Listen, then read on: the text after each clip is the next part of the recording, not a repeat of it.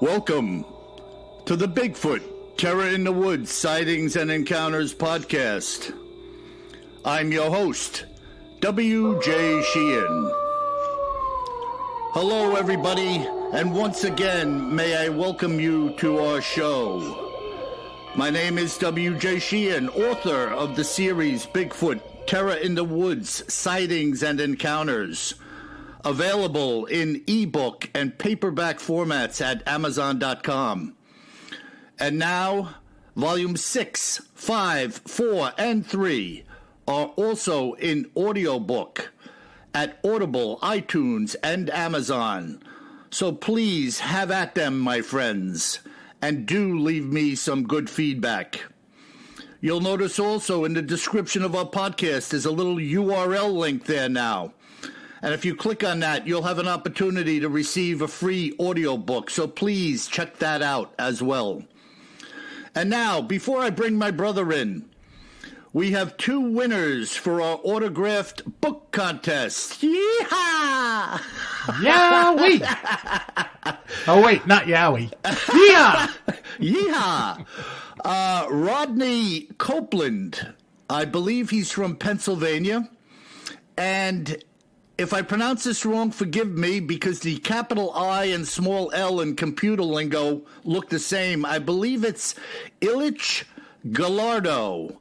I think it's Ilych Gallardo from Tucson, Arizona. So congratulations to both of you. And please get back to me with your addresses ASAP. I'll get those copies right out to you, and hopefully you're listening to this podcast as well. But if you're not, fear not, my friends, because I will email you and tell you that you are the winner. And for those of you who didn't win, we'll be doing more of this in the future, I'm sure. So there'll be more opportunities to enter and win.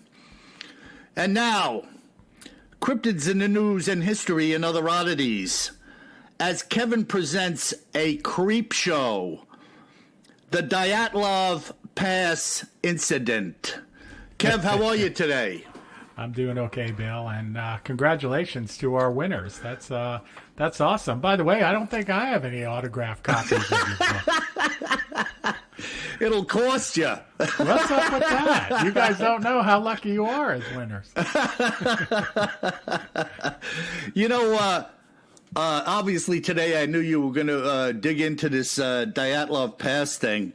And, as far as television goes, I'm pretty much a history, archaeological, and science buff.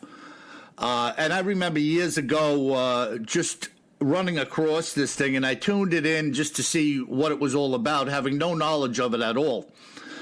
And when I was done watching this show that was presented on this incident, I was just dumbfounded. I mean, this is one of the creepiest, nastiest unknown happenings to be uncovered in decades, as far as I'm concerned. Yeah, I agree. I think it is, and we'll get into it, but I think it's one of the most shocking incidents, Bigfoot or otherwise, that I've ever researched. And there is a ton of information out there on this, and very strong information. Like, we'll talk about it, but all of the photographs that the folks on this party took are available, and you can look at them yourselves from each person's camera, in the order that they took them. Kind of fun pictures right up until the disaster. So an amazing amount of documentation, and then an amazing amount of controversy around what really happened to these people, which we'll get into a little bit here today. Yeah, and of course this was happened on the soil of Russia at the time, right? Soviet Union? Exactly. So it took place in 1959 in the northern Ural Mountains in Russia. So, a pretty desolate place. And just to give a rough perspective, this location is about 1,200 miles east of Moscow. Yeah, so is that closing in Ural Mountains? Is that closing in on like Siberia territory?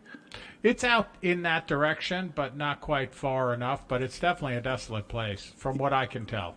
Yeah, I mean, Russia is an immense country. Huge. Yes. So, you talk 1,200 miles, I'm not saying a drop in the pan, but, it's a big, big piece of real estate. Yeah. And you know what? Just jumping into it a little bit, one thing that's kind of interesting is certainly, going all the way back to 1959, so it took place a long time ago. It's still under investigation. We'll get into that a little bit. But, it's named the Dyatlov Pass as if that's kind of a place. But it only got that particular name after this, disaster. So Dyatlov was actually the leader of the expedition. And during this expedition, these folks, 10 experienced hikers went out.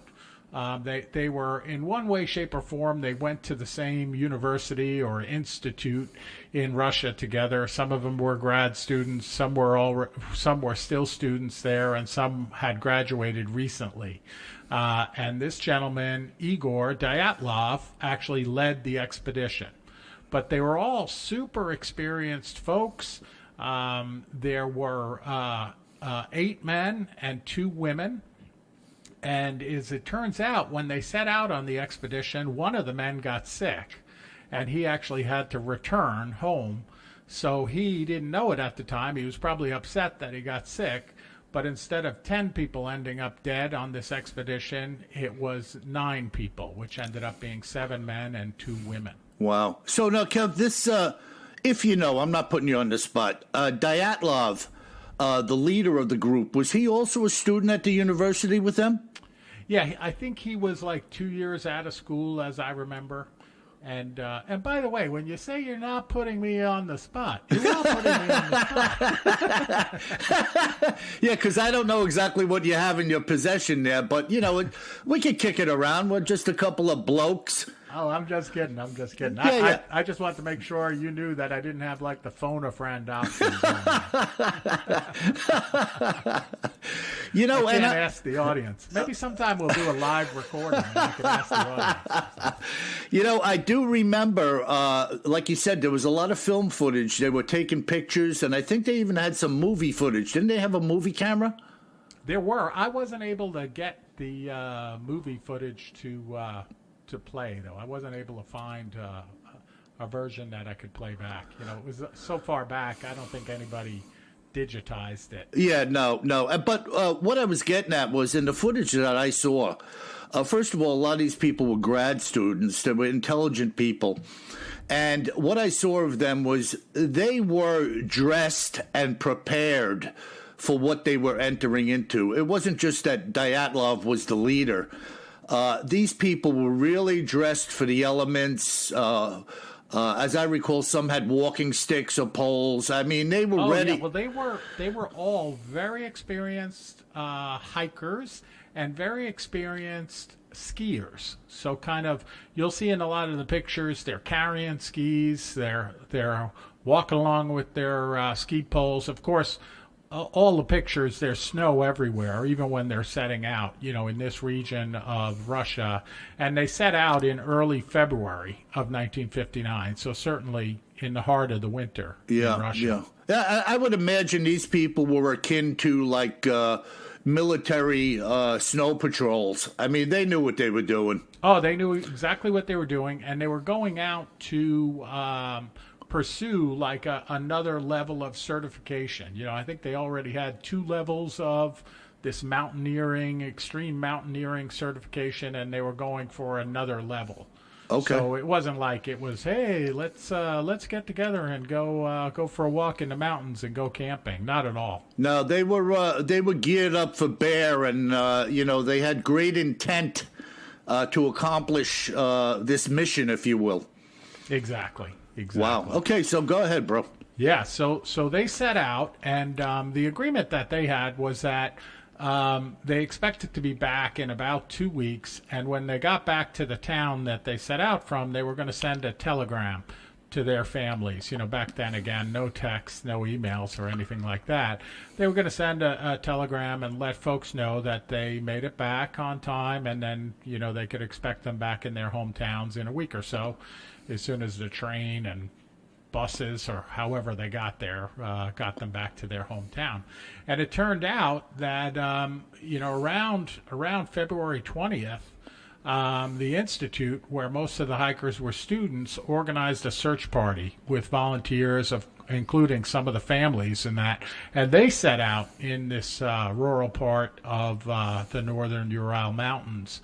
And around February 26th or on February 26th, the search party came upon an abandoned tent that appeared to have been cut open from the inside. So, Bill, you'll hear this and read this all the time whenever you look at this incident or watch the documentary investigations, etc., that, some of the tents appeared to have been cut open from the inside, which is just a strange thing to read about.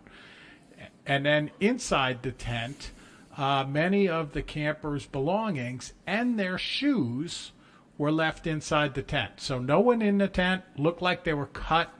They cut themselves out from the inside, and they left their shoes and a lot of their belongings in the tent. Wow. Now, Kev, two things come to my mind relative to this. The first question is, did they say they had any weapons, or they just had hiking gear?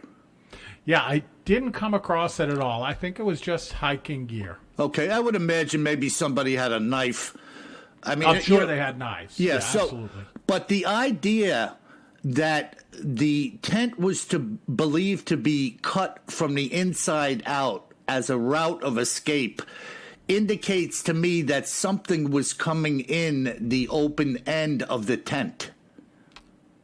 It certainly could be, or something, maybe, shaking the tent from the outside, something that terrified them enough to get out the other end, like you're saying, without going out the way you came in. Yeah. I mean, just picture yourself being in this tent.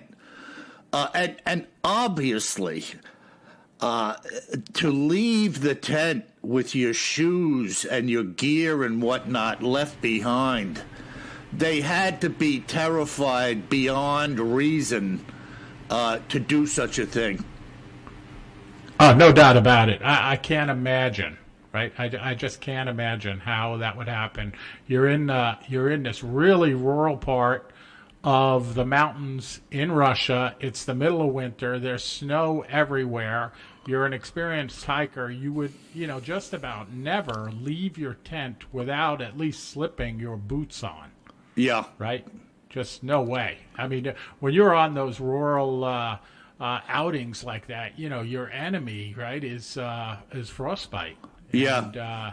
And really like kind of wetness, getting your feet wet and that, as I read about, it's like your absolute enemy, whether you're in the military on these expeditions or, a pretty serious hiker, outdoors person like these folks. Yeah, there's no doubt about it. Wow, it's getting creepy already. It is. Jeez. Creepy. So they, it gets way creepier. Yeah, yep. So they found a couple of the bodies, like, at a bottom of a tree that was nearby that tent. It looked like they had maybe made a fire at some point in time. But again, they didn't have shoes on, which is, very strange. And their shoes were pretty darn close by. And then it took a couple of months for them to find everybody else. So, and they have a medical inquest that was performed, and I have here, I'm going to go through with you various excerpts from what the investigation found. So kind of like bulletized facts, and we can chat about them during it or after them. So one of the controversial things about this is that 6 of the group members, 6 of the 9, died of hypothermia.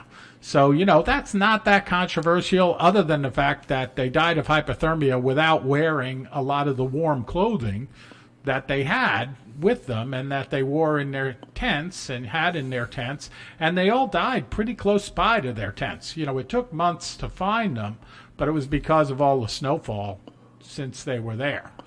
Yeah, so they must have left the tent, perhaps while they still had their senses, having not succumbed to this hypothermia. Maybe they were just trying to stay nearby, knowing that they were already in grave trouble, and see what spun off from, if this was an attack. Maybe they were hoping this thing or things were going to leave and they could get back to their tent and try to regroup. Yeah, I think no doubt about it. Something created, I don't even know the term for it, but like an extreme panic, it seems. Yeah. That forced them out of their shelter immediately and then didn't allow them or prevented them from getting back to their shelter, in a timely fashion. So here's where it gets really a bit freaky deaky. So, 6 of them died of hypothermia and 3 had fatal injuries. So 1 had a fractured skull and 2 others had major chest fractures. So, and they talk about it like the force of being hit by a vehicle or something like that. Wow. So like similar to if you were hit by a car. Yeah. So 1 with a fractured skull, 2 with extreme chest fractures. And here's where the really crazy stuff goes. One of the other bodies of a team member was missing her tongue and eyes. Oh, my God. Her tongue and eyes cut out of her body. Holy cow. Yeah. Well, I'll tell you, I have a lot of accounts that I bring to the table, and people can believe them or not. That's your prerogative. When you talk about chest compression or that type of injury being hit by a car, that reeks to me of a Bigfoot attack. But then when you start talking about tongue extraction and eyes missing, now the term surgical was not used, was it? I didn't come across that, no. Because what also comes to my mind is animal mutilations in reference to UFO activity. That's been documented heavily for a long time with these, long before we had lasers and whatnot to use as tools. People were commenting, experts were commenting that it looked like incisions and things were removed with laser-like precision and very little loss of blood. But we'll never know about this poor woman. It was a woman, right? It was a woman, yeah. So it's, and just to our listeners for a minute, it probably seems like I'm a bit all over the map on this account compared to, hopefully normally it seems a little more organized, but this account is all over the map. Here you have folks fleeing out of their tents. I just built the foundation that they were very experienced skiers, hikers, mountain folks, and well educated, and then they leave their tent without their clothing, right. Some of their critical clothing. Then, 2 of them, one of them has a fractured skull, the other 2 have chest injuries like they were hit by a moving vehicle, is what the coroner's inquest described it as. And then another one has their eyes and tongue cut out. And Bill, getting to your reference to, UFO type of thing, yet one of the other bodies was found with very high levels of radiation. Wow. But no one else. Yeah, just the one. They're all together. Yeah, it was almost like something came down on him or he was hit. The story, the UFO account they made the movie out of Fire in the Sky. Right. Where that guy was out logging with that crew, and he got a little too close for comfort looking at this UFO, and the other guys were trying to call him back to the truck. Next thing you know, he got whacked with this beam, and the guys thought he was dead. He got blown backwards by this beam, and the guys thought he was dead and took off on him. But he was actually an abductee after that. And so, at any rate, I don't mean to get too far aside, but this is very strange. And another thing that's coming to my mind is Do you know of the victims, the three that suffered bodily damage? Were they closer to the original tent or compound area than those who had suffered from hypothermia? No, they were all scattered around. So it was, like they had this traumatic event, it seems. This is my conclusion. Whatever it was, and we'll talk about some of the many theories. And then they're so frightened that they leave shelter and kind of run in different directions. Yeah. And then it's almost as if, I would speculate, this isn't what the reports say, that they were disoriented. Yeah. Right? Yeah. So they're outside, probably in the dark, cold, whatever terrified them is still going on. And then they can't locate one another, or they're afraid to locate one another, right? They probably hear some screaming and stuff like that.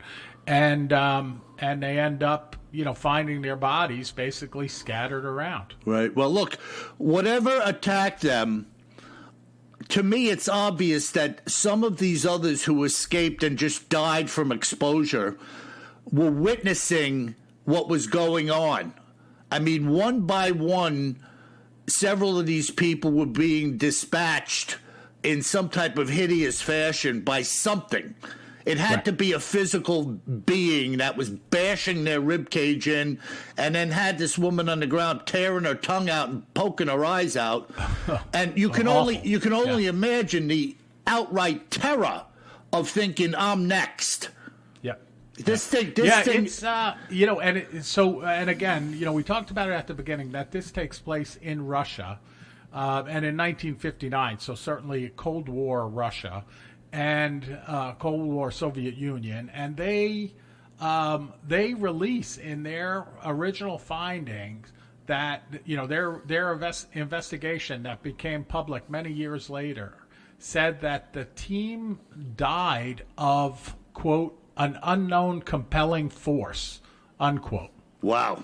Which, that's kind of what you and I are dancing around here. Like, what was that unknown compelling force? Right. That scared the bejesus out of them and sent them out into the wild, and then led to some awful and hideous deaths. Yeah, just really, this is a crazy, crazy set of circumstances.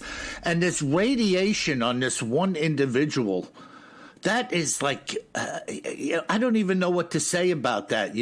Could he have come in already with the radiation present on him from, I wouldn't even know where you come in contact with something radioactive. I was thinking the same thing. They're a student at this institute. Maybe they're working on some project, but I don't think it would have been a call out, in this Russian finding, if they said, "Oh, this guy worked in the nuclear lab at the university." You know what I mean? Yeah.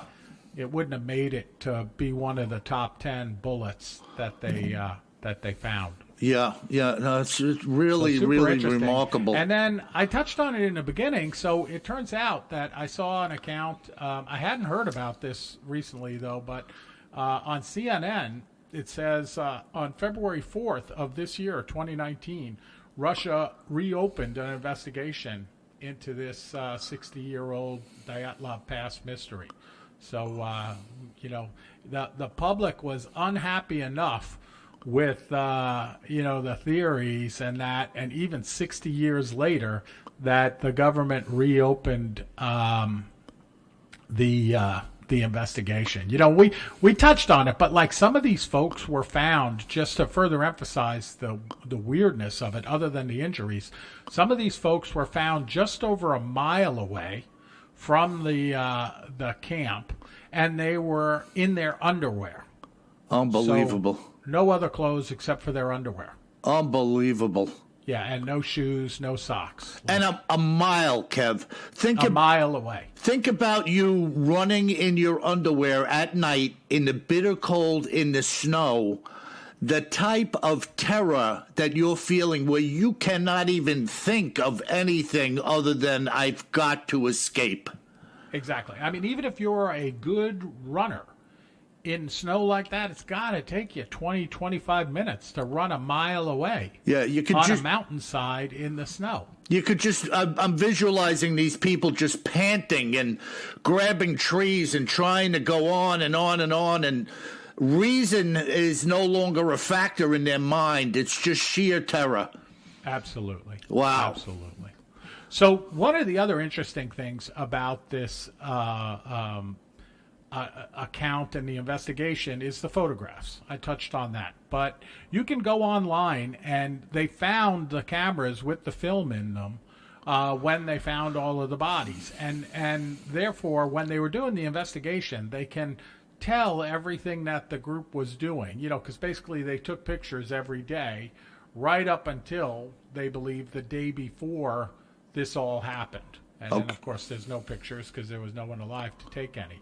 But you can follow along, and you see them joking around with one another, taking pictures, standing next to one another, smiling. You see them sitting in the back of the kind of like a farm truck that they took to the trailhead when they got close to their to the beginning of their hike. It's pretty interesting. And of course, Bill, on one of the frames of one of the cameras, the picture. What is there a picture of? A Bigfoot in the trees. Yeah, exactly. A hairy man. It sure looks like a hairy man taken during the daytime, kind of walking between two trees in about a foot or two of snow. I would estimate maybe 40 feet away from the individual that took the picture. Yeah, and here we go again. When I say we, I'm not talking about me, because that picture was legit. We have a chronological taking of pictures from day to day of this group, happy-go-lucky, taking these pictures so they have them for years to come about their trip and their accomplishments. And here is this frame snapped off in one of the cameras that took the picture of the farm truck, that took the picture of them laughing and cajoling around, that took the pictures of them at various states of the hike. And what is there? That thing is a damn Bigfoot. There is no question about it. It's not a guy in a suit out there in the freaking wilderness somewhere.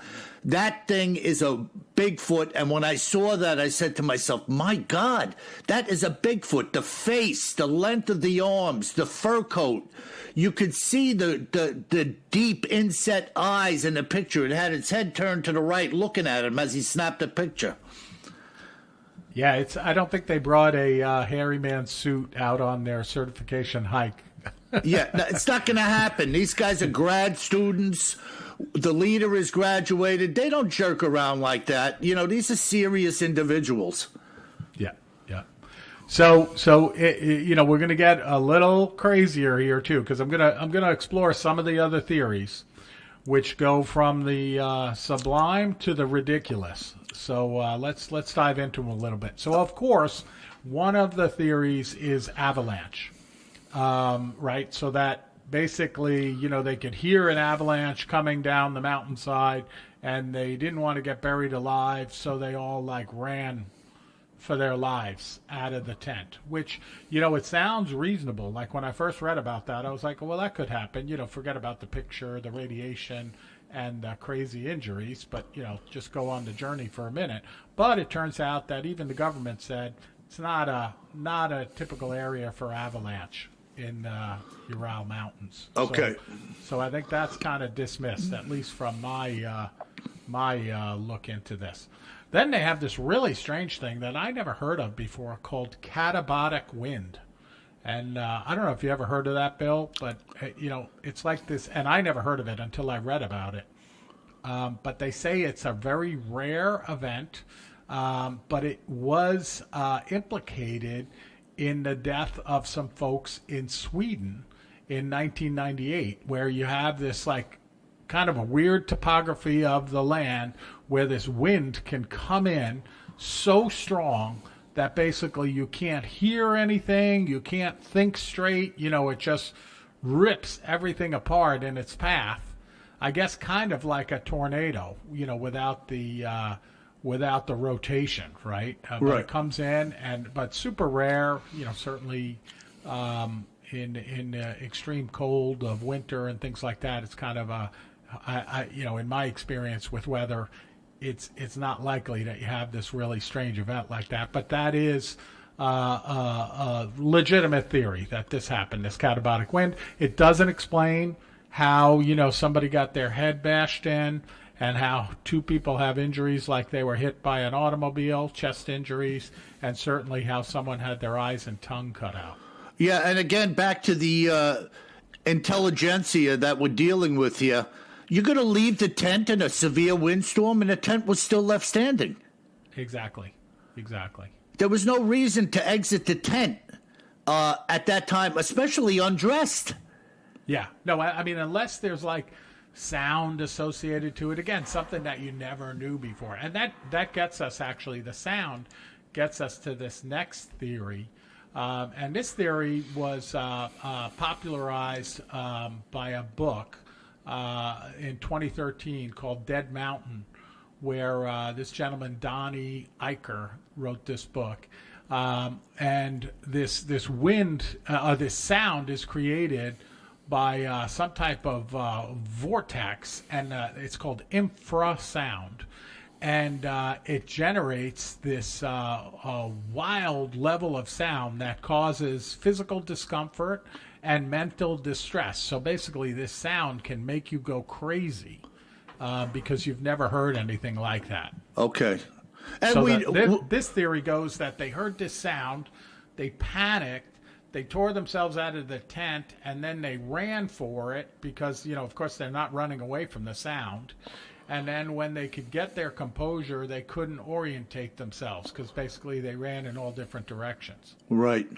Which is legitimate. We know now, even militarily, they're using sound weapons. Absolutely. Yeah. However, it still doesn't explain the intense bodily damage, particularly the vehicular type impacts. I mean, you're talking some type of blunt force trauma, which brings me back to the story of the bone pile with the orthopedic surgeon when he found that body with the rib cage compressed and the frontal attack on the skull. He said it looked like somebody drove a piece of billet aluminum into the person's face to damage it in that fashion. Exactly. So, and that leads us actually to this other theory. So we're in Russia. We know, back then, it was a little crazier than normal there. And there's speculation that their campsite, when they were doing this hike, fell within the path of a Soviet parachute mine exercise. So apparently the Soviets back then had these mines that they would drop from the air, and they would come down with a parachute and blow up just above the ground. So I know I've seen that with illustrations and animations of modern cruise missiles too. Some of them kind of fly over an airfield and drop these bombs that either are parachute or slow falling, and then they detonate just above the ground. So this is one of those theories that, maybe the government didn't know they were there and they were doing this kind of testing. But again, it doesn't consistently explain the behavior. You could imagine that they hear these bombs going off. They're certainly terrified. But again, I think I would put my boots on, to run out. I think I would put my coat on. Yeah, and right? it does nothing to explain the singular snapshot of that Bigfoot standing in the trees. No explanation there. And then the mines didn't cut someone's tongue out and cut their eyes out. Right. And then no one had any other, shrapnel. Cuts or abrasions on them. You'd think if there were mines going off near enough to them to cause skull fracture and, these chest injuries, that somebody would get hit with a piece of shrapnel.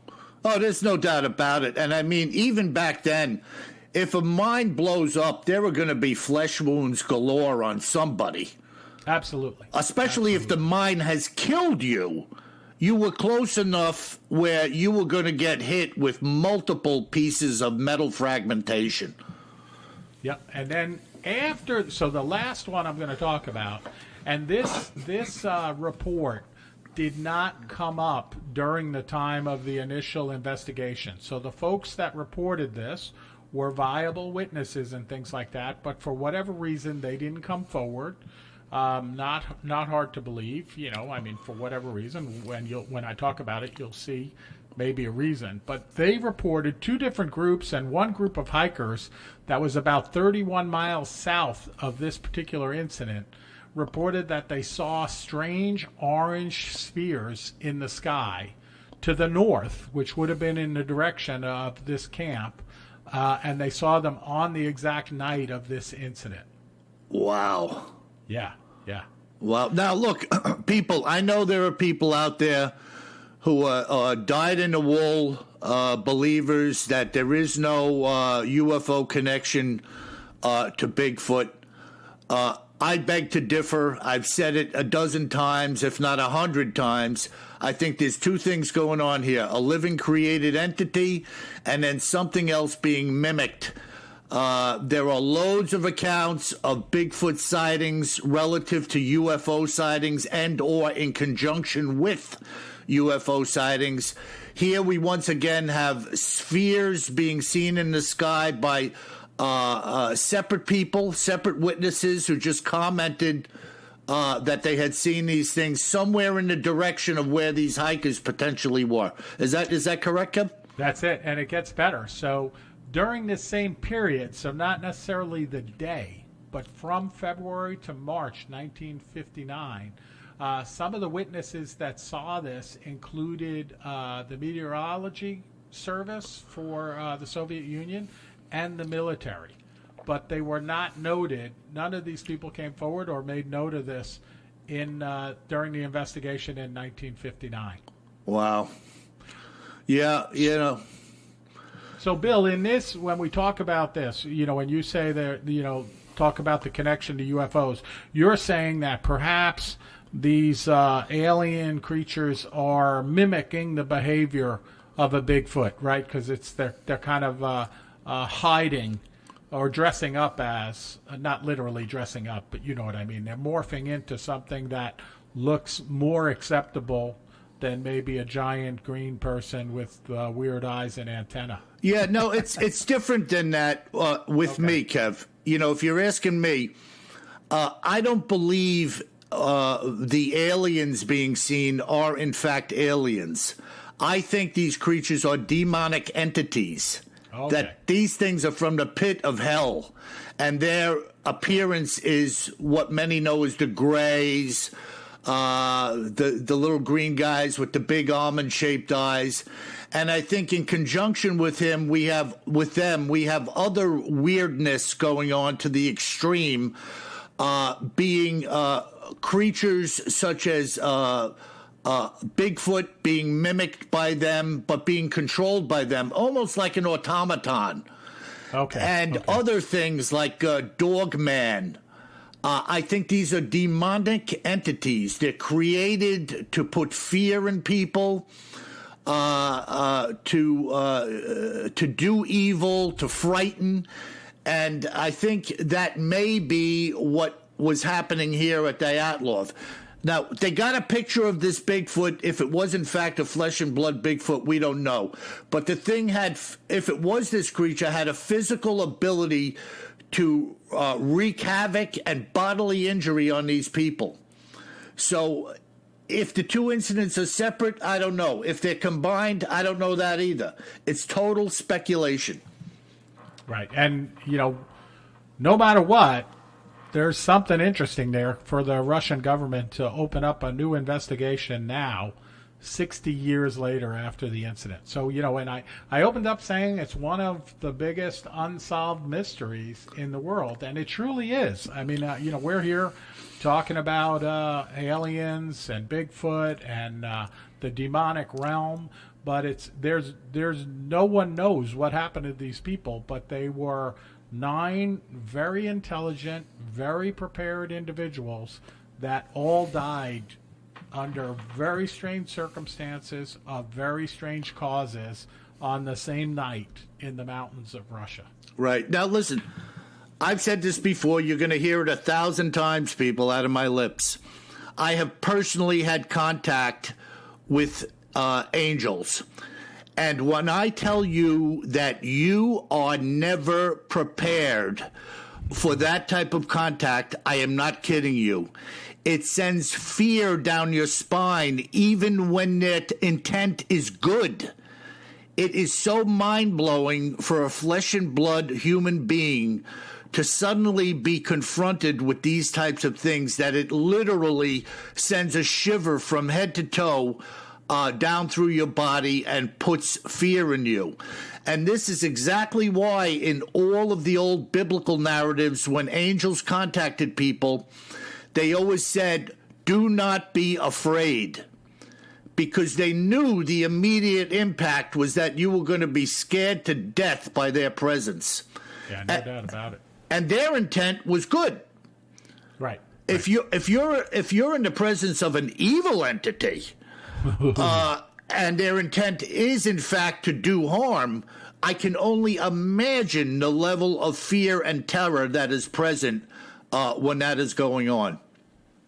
Yeah, I mean, I haven't had those experiences. I'm not wishing for them unless they save my life or something like that. But certainly, I'm a believer of the spirits and demons in the demonic realm, and that nothing scares me more than that, or nothing scares me even close to that. I don't have any of those encounters either. So, that's the account for this week, Bill. I'm sure we're going to talk about it some more, especially if anything new comes out of the investigation. But it is, as we would say, a freaky deaky encounter. And My these God. poor people, again, didn't have a lot of humor in this because, 9 folks lost their lives in a brutal fashion. Yeah. But a really interesting account. And again, to our listeners out there, you'll hear us talk about it more. And I encourage them, if they've seen anything different or, heard anything different, learned about anything different, like we always say, if you see something, say something. Or if you've read something, say something. Write a note into our website, BigfootTerrorInTheWoods.com, and let us know, because we'll be talking about this some more. Yeah, no doubt about it. All right, Kev, that was fantastic. And I'm telling you, you took the words out of my mouth. No humor found in that at all. No. I mean, that was one intense exegesis of some of the information you came across, and well done with that, bro. Right. Now, listen, I got something really interesting here, so let me jump right in. This following encounter was brought to my attention by Dirk and Danielle Matheson, a couple who reside in Fresno, California.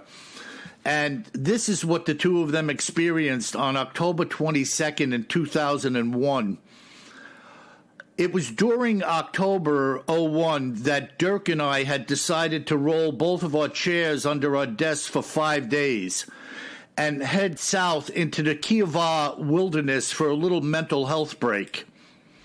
The two of us, being avid runners and cyclists, planned to do a little mountain biking and or hiking. Having arrived at our destination on our first day in, we made our way up to Walker's Pass and returned in the afternoon, where we spent the rest of the evening and night in our camper. On the morning of our second day, we had decided to head a little north up to Onyx, and having done so, we hiked up into the Domeland Wilderness. We were about 4 hours into our trek when we decided to cop a squat leaning against a large pine in a really beautiful spot in the woods. We were sitting side by side when I suddenly realized that Dirk was snoring, having fallen asleep with his head on my shoulder. And so, as not to wake him up, I actually sat very still, which led me to falling asleep as well. This was by no means a strange happening, for the two of us were physically and mentally exhausted from our busy work schedule, which is why, after all, we had come here. I know now that we had nodded out for about an hour when something whacked me on the head, which startled me. I jumped up, and believe it or not, Dirk was still sound asleep. Wondering what had hit me in the head, I looked down and saw a pine cone laying on the ground. At the time, I just assumed it fell from the tree, having not looked up at the tree itself. Feeling sorry for Dirk and not wanting to awaken him, I actually sat back down next to him and closed my eyes. I set the alarm on my phone for 40 minutes. Before having done so, I know now that I had fallen asleep again when I was yet again awoken from my snooze by something smacking me in my left cheek. This time I said, "Ouch," which awoke Dirk from his siesta. Honey, you finished telling Bill what happened. So this is Dirk now. So anyway, Danielle starts telling me of being hit by 2 pine cones, one on the top of her head and the other against her cheek. I'm just turning pages here. And of course, I looked at the 2 pine cones and then up into the tree that we were leaning against. A tree which, by the way, I might add, had no pine cones on it whatsoever. Now, both of us were looking up into the tree as I was pointing out to Danielle that the tree, in fact, had no cones on it to drop. It was at that time that we both heard a slight crunch coming from our right-hand side, which was where a gigantic dead pine was laying on its side in the woods near to us. We both looked at the same time and saw nothing, and I began to grab all of my stuff to begin hiking back out. It was then that Danielle tapped me on the shoulder and mouthed the words, "Look over there." Mm-hmm. She was pointing at the top edge of the pine laying in the woods. As I began to focus on what she was already seeing, I noticed what appeared to be the crown of a head covered in fairly bright colored red fur, moving back and forth behind the tree's trunk. Suddenly, and without warning, a head began to rise above the trunk, and a pair of black eyes became visible that was staring right at us. Danielle, grabbing my arm intensely, said to me, "Oh my God, what is that?" No sooner has she said that than the head ducked back down. I said to her, "Let's grab our stuff and get out of here." Continuing to watch over our shoulders as we gathered our packs together, this creature, which we now could see was a Sasquatch, stood to its feet behind the log, turned, and began to walk away. At first very slowly and then at a very rapid pace, disappearing into the woods. The total elapsed time from its standing to being gone from view was maybe 20 seconds. I remember letting out a huge sigh, which said to me that I had been holding my breath. The trunk was about 3 feet thick, excuse me, and this creature was at least 4 or more feet taller than it was. The moment I saw its face, it looked like a pale-colored pancake. It was very flat and round, with no hair on it whatsoever. The entire rest of the body was covered in fairly long red or rust-colored hair. I say hair because I could see gray-colored flesh through the hair virtually everywhere on its body. It was extremely burly-looking, having somewhat the body of a grizzly bear standing on its hind legs. But make no mistake about it, this was no bear. It walked away perfectly and quickly on 2 legs without a hitch.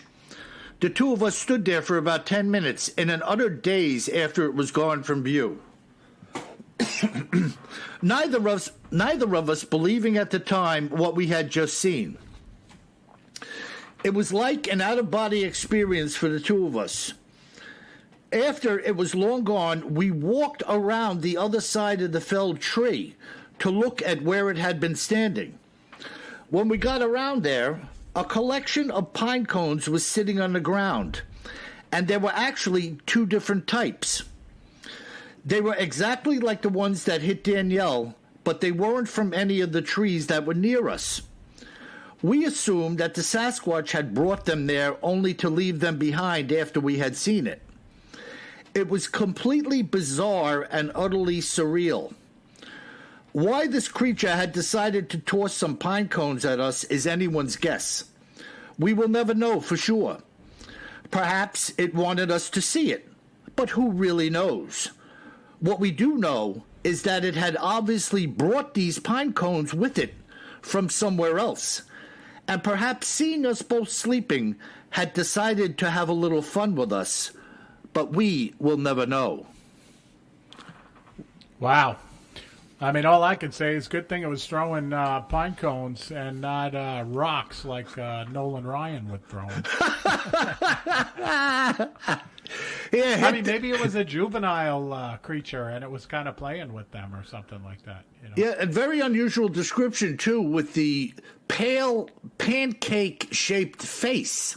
Yeah, I haven't heard that before. Certainly the coloring we've heard a lot, and the black eyes. Seems like either it's red glowing eyes or black eyes. Yeah, Nothing and in between. I had somebody contact me the other day. As a matter of fact, I got to get back to this fella. He had a couple of encounters, and during his, the eyes were like amber or yellow. Oh, okay. I haven't heard that one. Yeah, who knows? I mean, I really don't know. You know, you can't. I don't poke fun at people or say you're a liar or you're not, because people can do the same with me. Oh, yeah. We don't So, people who live in glass houses can't throw stones, you know? No, we do our best to, bring out or separate the wheat from the chaff, because we do have, some, Bill, right? We can let our listeners know, like they have a really good account, but then they talk about something, absolutely ridiculous in the same breath, Yeah. that they met President Washington last night at the dinner table. Yeah. It's like, okay, never mind. It was him, I swear to you. He put his wooden teeth on the table. Exactly. But also interesting where, the account talked about the fact that it was hair and not fur, and they specified that, and kind of a big body like a grizzly, but no mistaking it for a grizzly, which, gets to last week our discussion of my trip to Alaska, where I had so many of these close encounters, positive close encounters with brown bears or grizzly bears. And I was telling you, there is no way ever that you would mistake the hairy man for a grizzly bear. And she's kind of making the same point there in the account. Yeah, I mean, even the design of the body, just the characteristics, the head. Yeah. There's nothing the same about a Sasquatch and a grizzly bear. Maybe the coloration at times with this reddish auburn we hear about frequently. But I've heard accounts of blonde, and we know there are blonde bears, or what they call blonde. Yeah. It's more of a yellowish kind of... I saw some of them, for sure. So, okay, so like a wheat color? I saw everything from black as coal and shiny, but yet talking about a brown bear or a grizzly bear, what we would call it further south than Alaska, to kind of a very, very light tan. I would call it a blonde. Yeah. Okay, so there you have it, folks. First-hand information from my brother. He's in territory where he's basically fishing with grizzlies, and he's seeing everything from black to blonde as fur coloration. Now, just to be clear, I didn't want to be fishing with the grizzlies, because then I'm competing for their food source. I did a lot of salmon fishing on this trip, but never when I was next to grizzlies.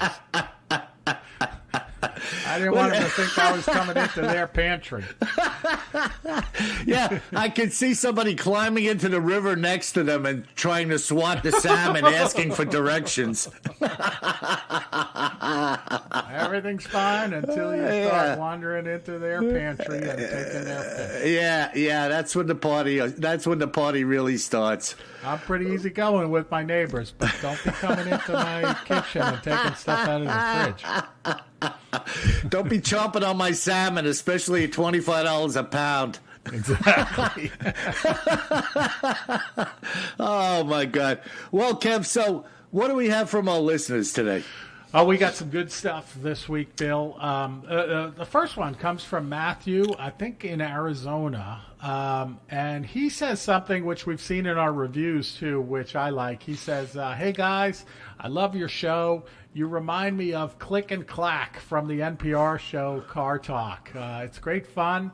And then he says, do you have any reports in your books from Arizona? Wow. Yeah. No, not to my knowledge. Now, hear me out, folks. I have hundreds and hundreds of accounts. I forget some of them that I penned, and many of them come to my mind as we're talking. But I do not recall anything from Arizona. And I may be wrong. Something in the back of my mind is telling me there was one in there from Arizona. But as far as answering you, I'd have to say no. But listen, the whole purpose of what we're doing here is trying to get all of you to chime in with us. And we are earnestly awaiting contact from you in regards to what you may have seen. So please reach out from us. If you've had something legitimately that you've seen in Arizona or the surrounding states, I'm asking you to reach out to us and contact us, and we'll have conversation. I call back a lot of people. I spend a lot of time on the phone with people, and some of them turn out to fizzle out and be duds. And other people, I believe, have been legitimately telling me of encounters they have had. So do reach out to us. Yep, good stuff. And to Matthew on the reference to Click and Clack and Car Talk, a great show that I love. I've often, after I started seeing these comments and reviews related to Click and Clack, I haven't told you this, Bill, but I was thinking of starting to refer to the sections of our show like they used to. They would have the first half, the second half, and then the third half.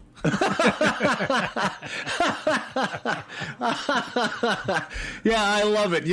And I like people that are willing to poke fun at themselves, which I do all the time. I'm a sarcastic ogre at heart, but I love the interaction with other people. I can kind of buy into where I'm coming from, and kind of chime in with me, Exactly. So yeah, all right. So our next note comes in from Rodney. Kev, is this officially the third half?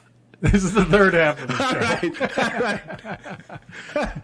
So this note comes in from Rodney, who you announced as one of the contest winners. And he says, great books and shows, frequent water cooler conversations, love the Western Pennsylvania stories. Perhaps take a look at giant skeleton mounds of Pennsylvania as one of your cryptid stories. Should be fun. Looking forward to being entered in the contest. Rod. Yeah, well, Rodney, not only were you entered, you won, brother. Exactly. And listen, I think in our last podcast, I was mentioning to you, Kev, cryptids in the news and other oddities, digging into some of the giants. And we may be down the road talking about something very interesting coming from the area of a place called Lovelock Cave in Nevada. So do stay tuned for that. But Rodney, thanks a lot for your comments. And I'm glad you're conversing about what we're talking about around the water cooler. Yeah, great stuff. All right. So we're going to go to a part of the world where I've been several times, from Ilka in Romania. Wow. So over in Eastern Europe, home of Count Dracula. Yeah. She says, I assume it's a she, Ilka. I don't know. I apologize if you're not a she. I love your podcast. Would you kindly revisit the origins of the abominable snowman? Huh? I have kind of forgotten about it, and I am sure many would be interested in hearing the two of you speak about it. This is some great listening, and much success to you both. Well, thank you very much, Ilka. Yeah, that's fantastic. And, she's spot on, Kev. I mean, the abominable snowman is probably one of the beginnings of the Bigfoot phenomena that most people have heard something about. But she's correct. I think we'll do that. Dig into the how and the why of the term abominable snowman. And I think that would make for some interesting listening. And it'll be educational for us as well, you know? Absolutely. And thanks for writing in, Ilka. Stay away from those blue lights when you're up in the mountains near Count Vlad's castle. Yeah. Watch out. All right. If you see any bats hovering around your window at night, pull the covers over your head. All right, so our next email comes from Brenda, and Brenda didn't specify where she is, but she said, "This is the all-time best podcast." Well, that's certainly very kind. Someone somewhere has to bring these stories into an ongoing mini-series. I guess she means like a television mini-series.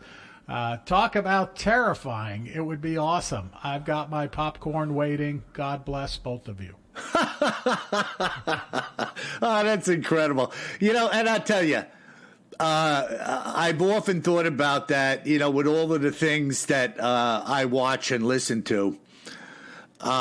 Some of these encounters, and we're going to be getting into them over the months and years, they really rock your world. I mean, and in the same light as us just speaking about this Dyatlov Pass incident, I cannot believe the terror when you are alone, the feeling of being defenseless, weapons having no effect in the instances where people have shot at a creature. Talk about terrifying. I mean, she's totally correct that if you were to see this in some type of whatever film format, it would freak you out. There's no doubt about it. There's no doubt about it. So keep your popcorn, Ilka, and share some with me. Don't be selfish. All right, Bill. I think the last letter we're going to cover this week comes from Werner in Germany. Ah, Werner. Achtung, my friend. Do you remember Werner that used to work on Dad's cars? Oh, yeah. That guy at Weeby Motors. Exactly. Wow. Hey, you know something? I don't know if you know it, Kev. Back then, we used to joke when we rode on the Long Island Expressway how many Volkswagen Beetles there were. Yeah. And Pat, our sister, and I used to count them, and it was 1 out of every 4 cars was a Volkswagen Beetle. So there were guys who specialized in working on just VWs. And Werner, who was the size of a freaking Sasquatch. He was as big as a Sasquatch. That was one big mother, man. And that guy could pick up a V-dub pancake motor by the exhaust manifolds and lift it onto the workbench. That is like... So, Bill, yeah, I don't know if I ever told you this story, but when I was in college, I had that little old rundown Triumph Spitfire. Yeah, yep. And I would drive that to school each day. And it was nothing fancy, folks. Like, it was basically, you know, a $80 paint job, but it was fun to drive. Uh-huh. And but I used to bring it to Werner to work on it. And, of course, it was a Triumph automobile. So if any of you had Triumphs out there, you did get to know your mechanic pretty well. And we'll get back to the letter, I promise. But Werner, one day I was more frustrated than normal with my Triumph. And I had been going down that said Long Island Expressway. I hit a bump at night, and all of the lights went out on the vehicle. Great. Including the dash lights, and never came back on. So I brought it into Werner, and Werner said to me, "Well, you know, Kevin, this is Lucas Electronics." And he said, "Do you know who Lucas was?" And I said, "No." And he said, "The God of Darkness."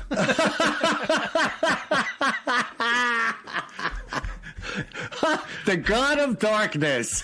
And here you and then are, he would lights follow out. it up by saying, "I know you're frustrated, but I never told you to buy an English automobile." All right, so back to our last email from Werner in Germany. A different one. He says, I'm sure that many people at this point have at least heard of Bigfoot. But in your last podcast, this is actually a few podcasts ago, so you got to catch up there, Verna. He said you touched on the existence of Dogman. What on earth is that? Fantastic podcast. So, wow. Well, so here we go, Verna. I don't believe, as I do with Bigfoot, that the Dogman is a natural creation. I think that this Dogman creature is from the pit of hell, frightening people. It has flesh and blood. Now, you may say to yourself or to me, how can we say something is demonic or angelic and yet it has flesh and blood? Well, I spill back to my being a Christian, and specifically, the scripture says that we're to be careful when we entertain strangers because we do not know when we are actually entertaining an angel. Angels have sat and eaten with people. Angels have gotten in people's cars as hitchhikers and then exited while the car was still moving. So how does a Dogman have flesh and blood? I have no idea. But I do not think these things are a creature like Bigfoot. I believe the Bigfoot may be a spin-off from the Gigantopithecus, as we talked about, Kev. Yep. But I think, again, there are two things going on here. One real and one from the demonic realm. I also believe this Dogman creature is from that same demonic realm. And we'll be talking about that down the road. We did an episode on Dogman, and unless I dreamt it. Verna, you should be able to find it where you find our podcasts. Yeah. And we'll be kicking all these things around as the time goes on, so don't worry about it. Cool. Well, Bill, that's our last mail that we'll cover this week. Thanks to everybody writing in. We got a ton of mail this week. And thanks again, too, just for your time and for the great reviews on your favorite source of podcasts. We've had some great reviews coming in lately, and we really appreciate it. I want to thank all of you. And again, if you see something, say something. Fantastic. And until we meet again, my friends, remember, always carry more gun than you think you're going to need. Sleep tight.